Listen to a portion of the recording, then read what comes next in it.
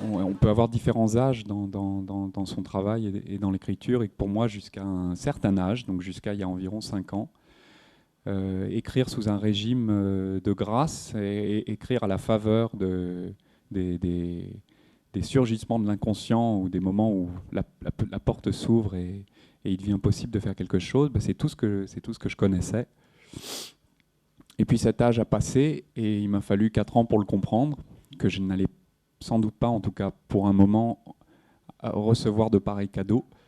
Et puis finalement, acculé, enfin me sentais plutôt acculé. Il a fallu faire la chose inverse, à savoir aller chercher le texte.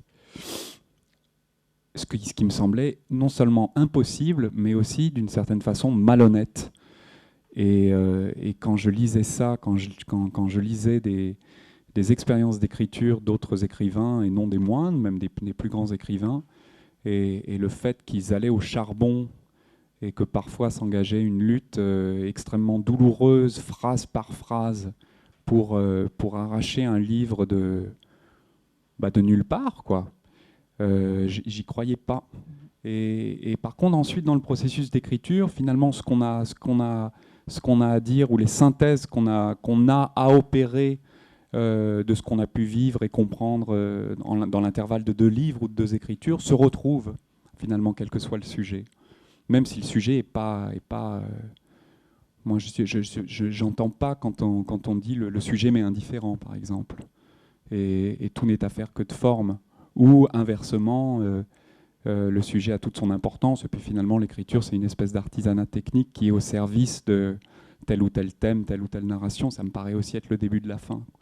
Et ça aussi je l'ai vécu comme un cap de maturité, ce nouveau passage à la 3e personne, cette reconquête de la 3e personne qui intime de toute autre relation à l'écriture et à la narration évidemment que la première aussi.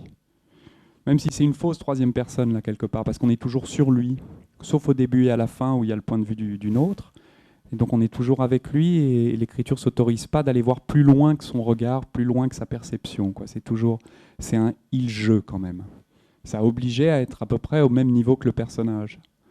À la différence de, je sais pas, c'est plus repéré peut-être au cinéma, mais à la différence du cinéma hitchcockien, par exemple, où on s'arrange pour que le spectateur en sache un petit peu plus que le protagoniste. Mais je pense pour l'essentiel, et c'est ce qui fait que l'écriture est un processus aussi passionnant comme toute forme de recherche, il y a le fait que des belles surprises adviennent, et qui tout d'un coup... comme je le disais encore une fois, éclaire en arrière ce qu'on a déjà écrit. On se dit mais c'est incroyable. Et puis ça m'est arrivé à plusieurs reprises dans l'écriture de ce texte aussi. En effet, des choses qui viennent, des idées, des développements qui viennent confirmer une direction prise. Et ce texte-là, pour moi aussi, est une sorte de murmure, de conversation avec Maurice Blanchot, qui est, pour ceux qui ne le connaissent pas, un grand écrivain et essayiste. Qui est décédé il y a une dizaine d'années peut-être. Mais par contre, je ne me sens pas du tout blanchotien.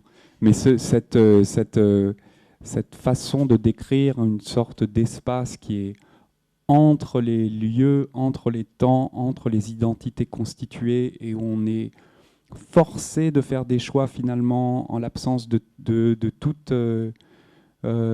critère d'évaluation, quoi. On est forcé de choisir alors que finalement on ne sait pas du tout, parce que ça ne résonne plus en nous-mêmes. On n'est plus capable de se dire, tiens, je me sentirais plutôt d'aller à gauche, je me sentirais plutôt de franchir cette frontière-là.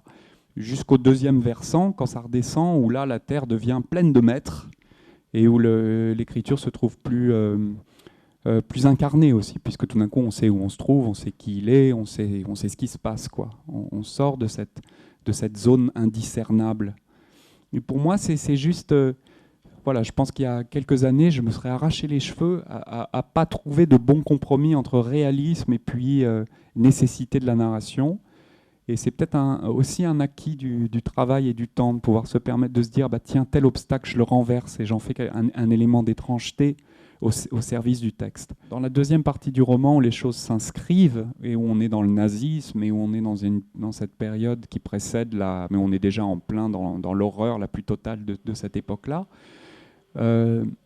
Pour moi, il y a évidemment un écho entre ce mur tombé en désuétude ou bien l'instrumentalisation de ce mur-là, parce que les dignitaires du parti, le type qui est cette espèce de fou qui a servi sur un plateau l'idéologie pseudo-ésotérique, occultiste et délirante de l'appareil nazi, entre guillemets, quoi. Ce type-là s'est servi du mur. Ce type-là même a été au mur. Et le mur lui a chamboulé l'esprit. Donc il n'avait peut-être pas les moyens aussi d'accueillir et de comprendre ce qu'il avait vécu là-haut.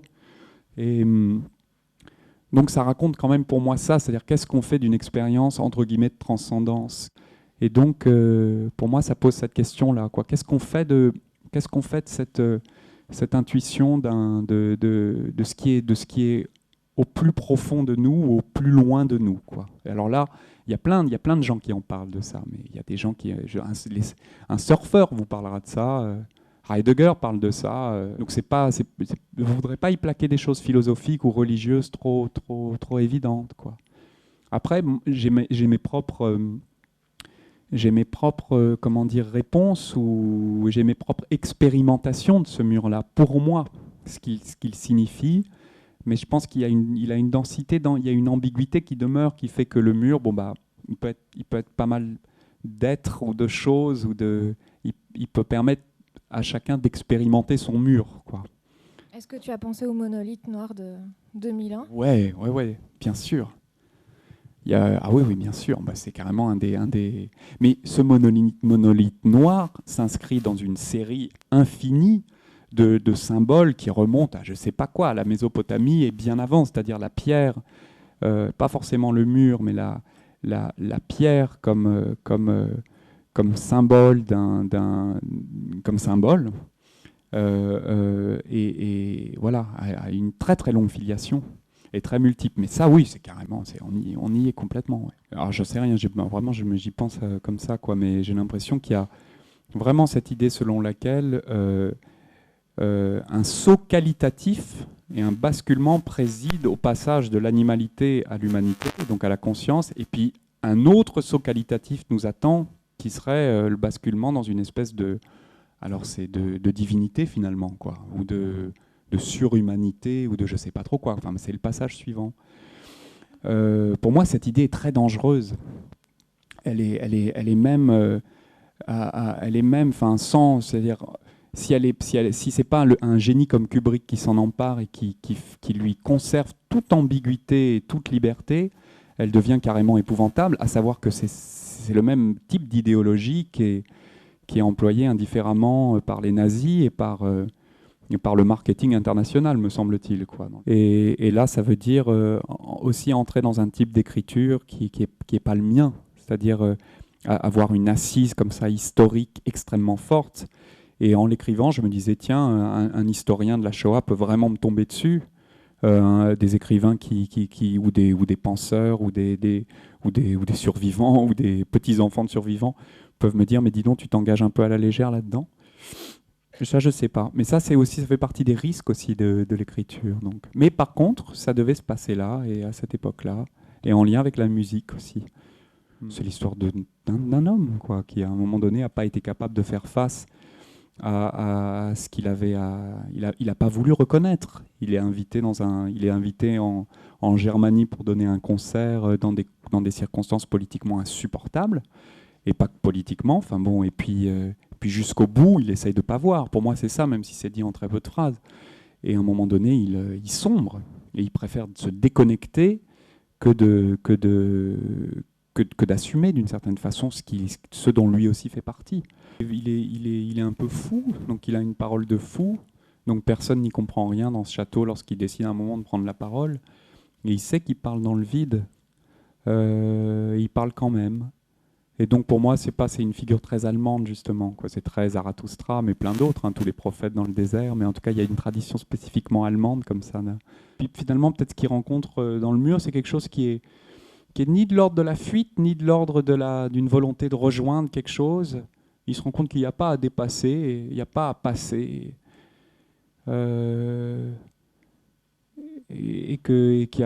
voilà, et que même vivre et mourir, ça n'a plus trop d'importance quoi, à ce moment-là du texte. C'est qui ce Krebs? Je sais pas. C'est l'homme qui le poursuit dans la montagne, mais je sais pas très bien. Il a une fonction, tu vois, plus qu'une identité pour moi. Après, on peut plaquer des tas de choses dessus où c'est une sorte de dissonance, quoi. Il empêche que ça aille tout droit et il accélère le mouvement, il arrête le mouvement, puis en même temps, compose une espèce de chose avec lui, quoi. Donc de chasseur, de proie, Puis il est justement il est ce personnage auquel il comprend rien. C'est en cours de route que j'ai compris que c'était le crabe et que c'était le cancer. Mais cancer, c'est voilà. Et chaque écrivain a une relation différente au nom propre, à tout ça. Et il y a ceux pour qui le nom propre est juste un nom, quoi. Et puis oui, pour moi j'ai toujours eu le sentiment que le nom pratiquement était la matrice qui portait toute l'histoire. Par contre, d'une autre histoire, qui est que Crêpes, c'est le nom à la ville de Nicolas de Cuse, qui est dont vous avez de la docte ignorance dans les rayons de philo, là, qui est un livre vraiment génial, je crois qu'il lui a pratiquement valu le bûcher. Et donc, à un moment, je me disais, mais tiens, est-ce que ça veut dire que c'est la théologie qui poursuit le personnage et qui essaye de le tuer, et puis finalement, il réussit à tuer la théologie. Mais c'est une interprétation qui ne me convainc pas moi-même. Mais en tout cas, j'avais ce truc-là en tête aussi, de Nicolas de Cuse. En fait, pour vous dire le vrai, mais il faut avoir, si vous mettez le livre comme ça et que vous prenez je sais pas, vous prenez un tournevis par exemple, et que vous commencez à faire des trous comme ça un peu régulièrement, vous allez voir que entre par exemple la 25e page et puis la 125e page, vous allez tomber pile sur le même prénom. Donc ça gêne un petit peu la lecture, mais par contre ça la rend beaucoup plus ludique et joyeuse. Donc je vous invite à faire des trous dans le livre, en essayant d'être quand même parallèle à la tranche. Et voilà une façon de trouver des nouvelles façons de diffuser et de rencontrer.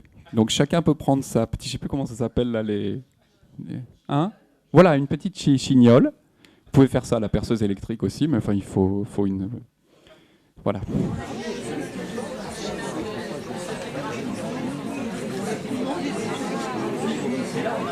Oui.